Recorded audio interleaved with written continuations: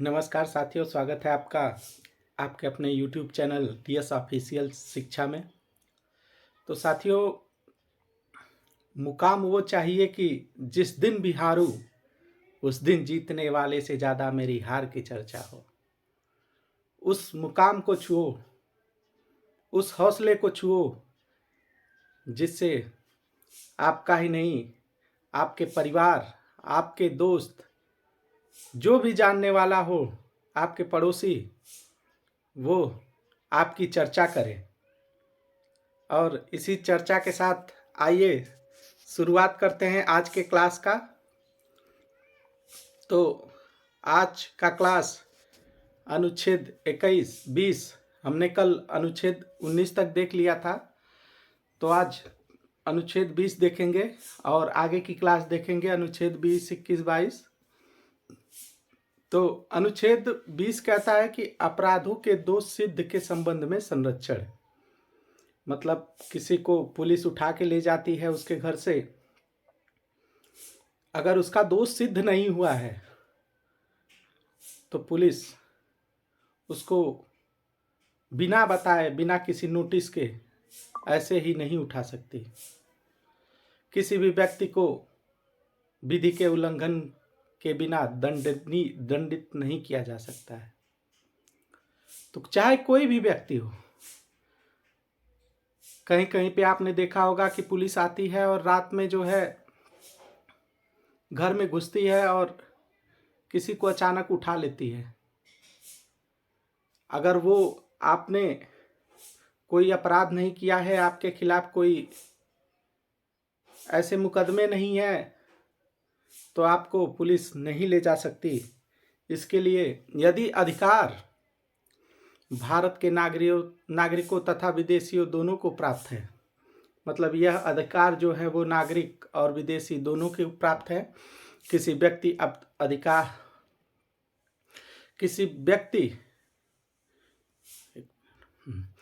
व्यक्ति अपराध के लिए तब तक सिद्ध दोष नहीं ठहराया जाएगा जब तक कि उसने ऐसा कोई कार्य न किया हो जो अपराध करने के रूप में आरोपित है।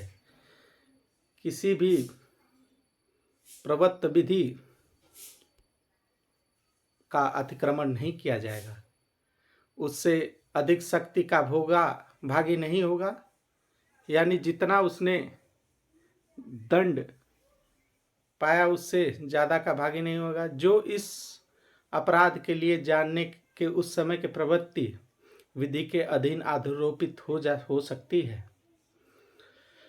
दोहरी क्षति नहीं के बारे में जान लेते हैं। किसी व्यक्ति को एक ही अपराध के लिए एक बार से अधिक अभियोजित या दंडित नहीं किया जा सकता है।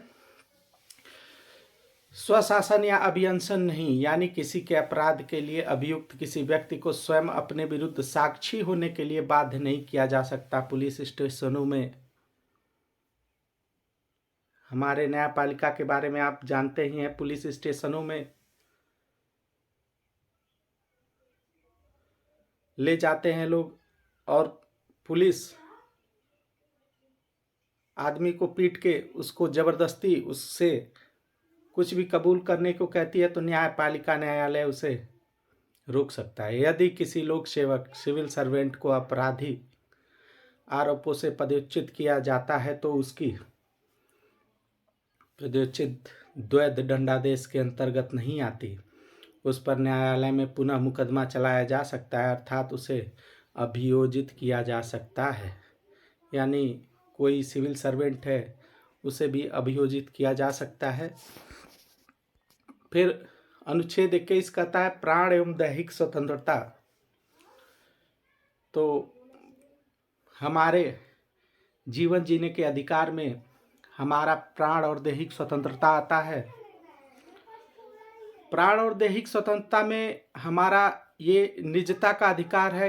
ये कभी कोई भी नागरिक या किसी भी के द्वारा ये ऐसा अधिकार है जो कभी नहीं छीना जा सकता, चाहे वो राष्ट्रपति शासन हो, कुछ भी हो। लेकिन प्राण एवं दैहिक स्वतंत्रता किसी व्यक्ति से कभी वंचित नहीं किया जा सकता। तो अनुच्छेद 21 कहता है कि प्राण एवं दैहिक स्वतंत्रता का संरक्षण जीवन का अधिकार राज्य के द्वारा किसी भी व्यक्ति को विधि द्वारा स्थापित प्रक्रिया प्रोड्यूस स्टेब्लिश बाय लॉ से ही उसके जीवन एवं दैहिक स्वतंत्रता दैहिक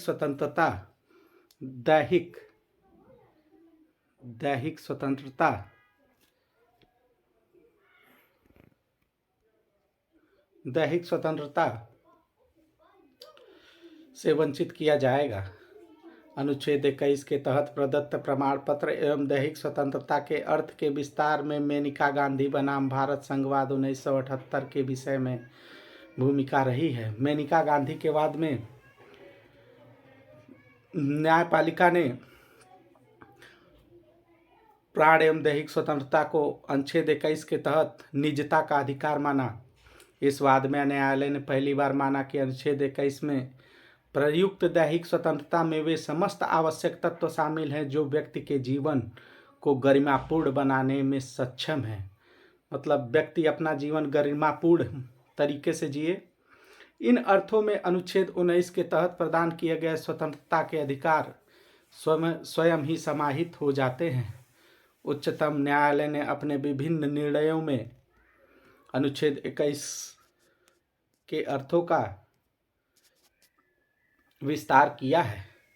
न्यायपालिका ने इस बात पर बल दिया कि जीवन के अधिकार में मात्र पशु तुल्य जीवन स्वीकार नहीं होगा, यानी हर व्यक्ति को एक मानवीय और गरिमापूर्ण जीवन जीने का अधिकार है और उसे उस अधिकार से वंचित किसी भी हालत में नहीं किया जा सकता, बल्कि मानव होने के कारण सम्मानपूर्ण जीवन चाहिए। हर व्यक्ति को संविधान इसीलिए बना ताकि किसी के गरिमामय जीवन को जो है ठेस न पहुँचे, किसी के विचारों को अभिव्यक्ति को ठेस न पहुँचे। न्यायालय के अनुसार और अनुच्छेद 21 एक दूसरे के पूरक है, इसलिए जीवन के अधिकार में स्वतंत्रता का अधिकार अनुच्छेद 19 स्वाभाविक रूप से सम्मिलित हो जाता है। न्यायपालिका ने इन संदर्भ में विधि को उचित प्रक्रिया का सिद्धांत माना, अर्थात विधि उचित तार्किक संवैधानिक प्रावधान के अनुसार सही होनी चाहिए। न्यायपालिका को विधि की व्याख्या करने का अधिकार तो है ही, साथ ही उसे औचित्य का परीक्षण करने की भी शक्ति प्रदान है। अनुच्छेद 21 ये कहता है कि 86वें संविधान संशोधन 2002 द्वारा जोड़ा गया। तो अनुच्छेद 21A 86वें संविधान संशोधन 2002 द्वारा जोड़ा गया था, जिसके अनुसार 6 से 14 वर्ष के बच्चों को अनिवार्य व निःशुल्क प्राथमिक शिक्षा दी जाएगी। इस संबंध में राज्य के द्वारा विधि का निर्माण किया जाएगा, तो राज्य विधि का निर्माण करेगी। अनुच्छेद 22 किसी व्यक्ति को गिरफ्तार एवं निरोध से संरक्षण प्रदान करता है, यानी अनुच्छेद 22 जो है किसी व्यक्ति को गिरफ्तारी से निरोध करने में जो है रुकावट करने में संरक्षण प्रदान। हिरासत दो तरह की होती है, दंड विषयक यानी कठोर और निवारक। दंड विषयक हिरासत एक व्यक्ति को दंड देती है जिसके आधार पर स्वीकार कर लिया जाता है, अदालत उसे दोषी ठहरा चुकी है या ठहराया जा चुका है, यानी अदालत जिसको दोषी ठहरा चुकी है। और एक व्यक्ति है अनुच्छेद 22 एक मनमानी गिरफ्तारी से संरक्षण दिया गया है।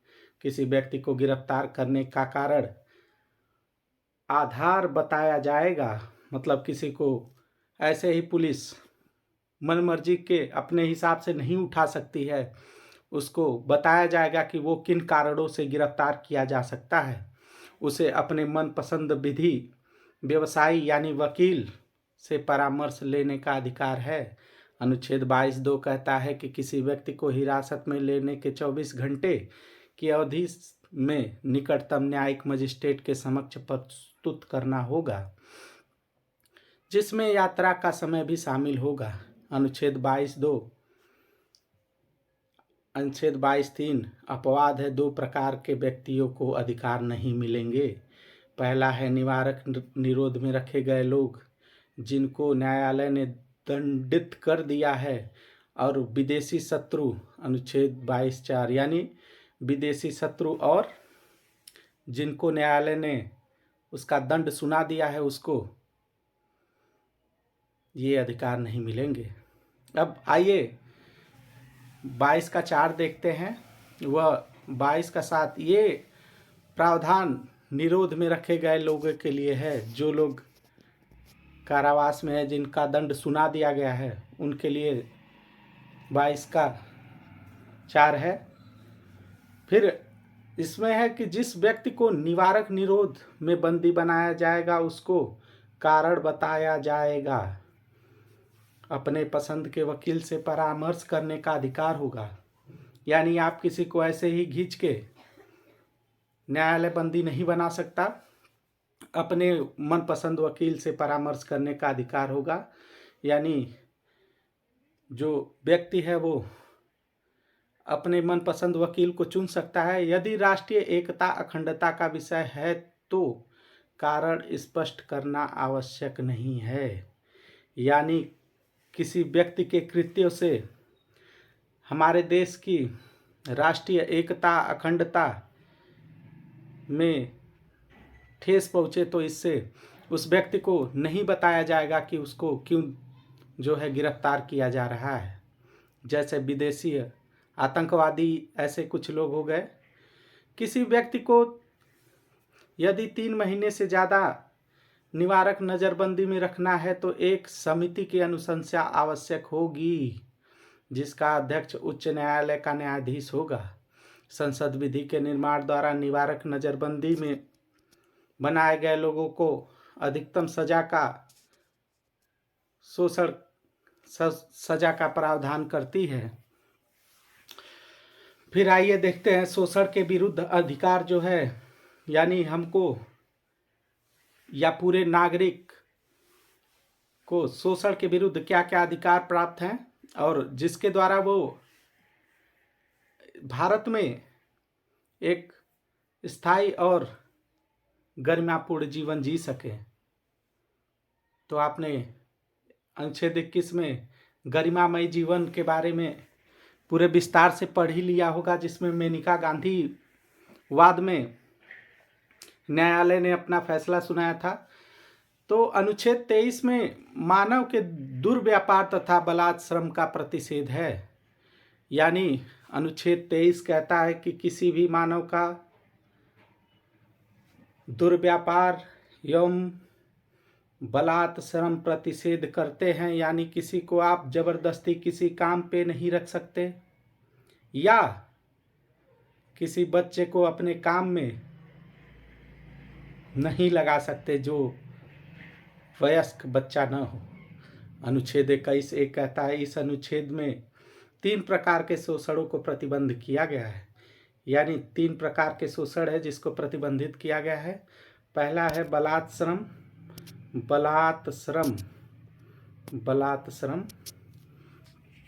दूसरा है बेगारी, यानी बलात् श्रम का मतलब है इच्छा के विरुद्ध काम करवाना।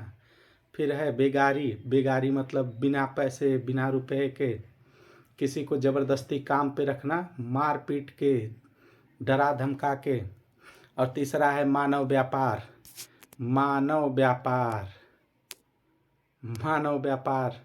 यानी मानव की तस्करी, बंधुआ गुलाम बनाना, एक देश से दूसरे देश में ले जाके मानव महिलाओं बच्चों को की खरीद फरोख्त पे भी रोक लगाता है। अनुच्छेद 23(2) यदि सरकार के द्वारा सार्वजनिक प्रयोजनों के लिए कोई सेवा नागरिकों को आरोपित की जाएगी तो वह बलात् श्रम के अंतर्गत नहीं रखा जाएगा एवं इसे जाति धर्म मूल वंश या वर्ग के आधार पर भेदभाव नहीं किया जाएगा। यानी किसी भी बलात् श्रम के अंतर्गत यदि कोई सरकार जो है सार्वजनिक प्रयोजन के लिए कोई सेवा या नागरिक को कोई सेवा आरोपित करती है जिसके लिए वो चयनित किया गया है, उसे बलात् श्रम नहीं कहा जाएगा और इसमें जाति धर्म या मूल वंश को आधार नहीं बनाया जाता है। अनुच्छेद 24 अनुच्छेद 24 कहता है कारखानों में बालकों बच्चों के नियोजन का प्रतिषेध यह निरपेक्ष एब्सलूट अधिकार है, यानी इसको कोई काट छाट किंतु परंतु लेकिन ये वो नहीं किया जा सकता। एक बच्चे को जिसकी उम्र 14 वर्ष से कम है उसको कहीं भी किसी कारखाने में नहीं लगाया जा सकता, कहीं भी कार्य के रखा जा सकता। तो दिया गया है प्रावधान में 14 वर्ष से कम उम्र के बच्चों को 14 वर्ष से कम उम्र के बच्चों को हानिकारक उद्योगों कारखानों तथा खानों में नहीं लगाया जाएगा।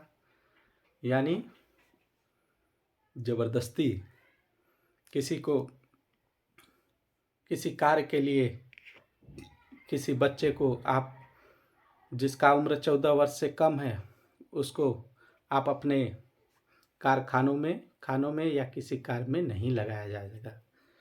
बच्चों को इनके अलावा किसी उद्योग में भी नहीं लगाया जा सकता।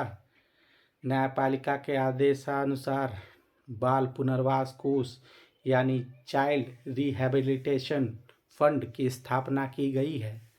बाल आयोग चाइल्ड कमीशन का भी गठन किया गया है जो चेक करती है कि किसी भी फैक्ट्री या कहीं भी कोई बच्चा तो कार्य नहीं कर रहा। फिर अनुच्छेद 25 अंतःकरण की स्वतंत्रता। हमारे विचार क्या हैं इसकी स्वतंत्रता, यानी अंतःकरण से धर्म के अबाध रूप से मानने आचरण करने प्रचार करने का अधिकार सभी व्यक्ति को अंतःकरण के आधार पर धर्म को मानने आचरण करने प्रचार करने का अधिकार होगा। धार्मिक अधिकार के नाम पर लोक व्यवस्था सदाचार एवं स्वास्थ्य के साथ खिलवाड़ नहीं किया जा सकता है। यानी किसी व्यक्ति को उसका निजी मामला होगा कि वह किस धर्म को अपनाए, किस धर्म में वो रहना चाहता है, किस में उसकी खुशी है, उसका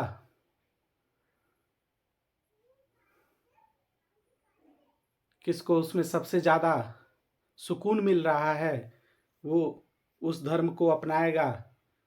और धार्मिक अधिकार के नाम पे लोक व्यवस्था एवं सदाचार एवं स्वास्थ्य के साथ खिलवाड़ नहीं किया जा सकता। जैसे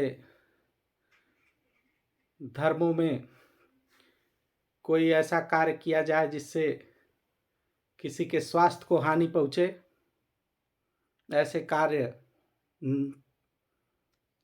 संविधान द्वारा प्रतिबंधित हैं।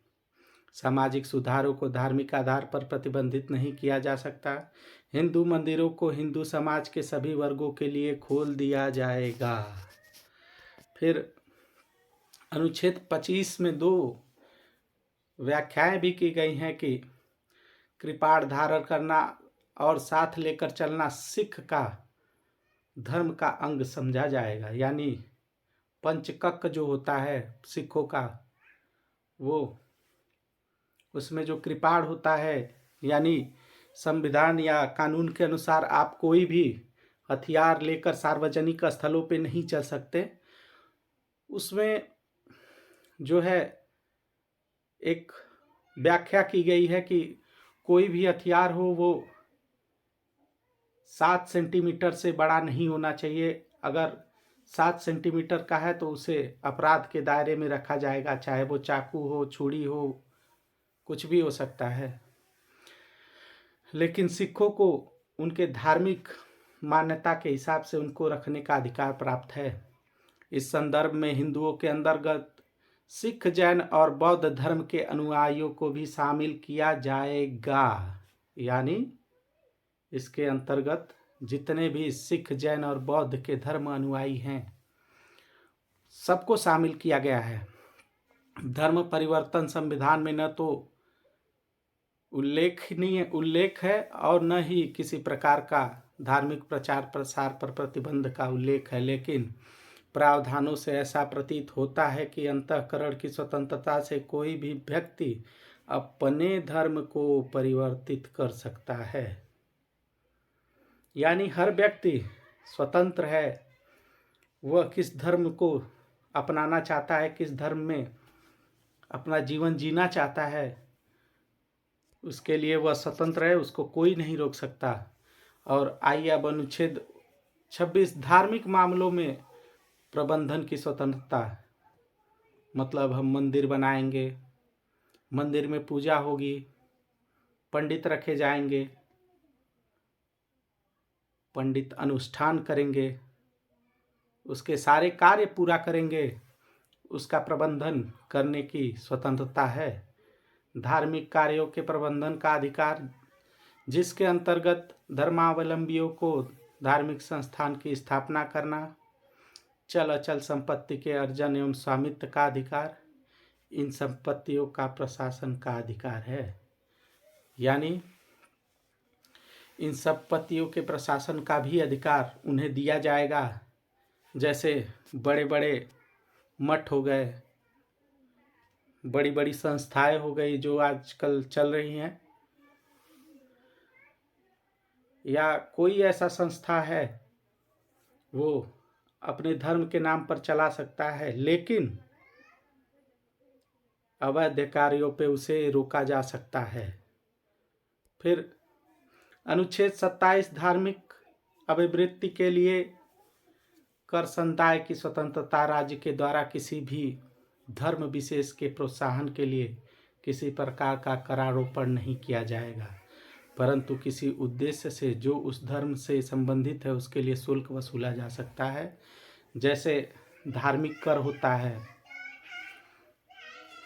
तीर्थ यात्रा पर जो कर लगता है, इन सब का उल्लेख है इसमें।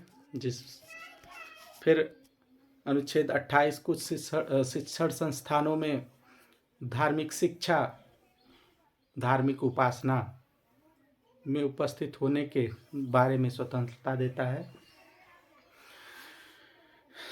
राज्य के द्वारा पूर्णतः संचालित शिक्षण संस्थाओं में किसी प्रकार की धार्मिक शिक्षा नहीं दी जाएगी।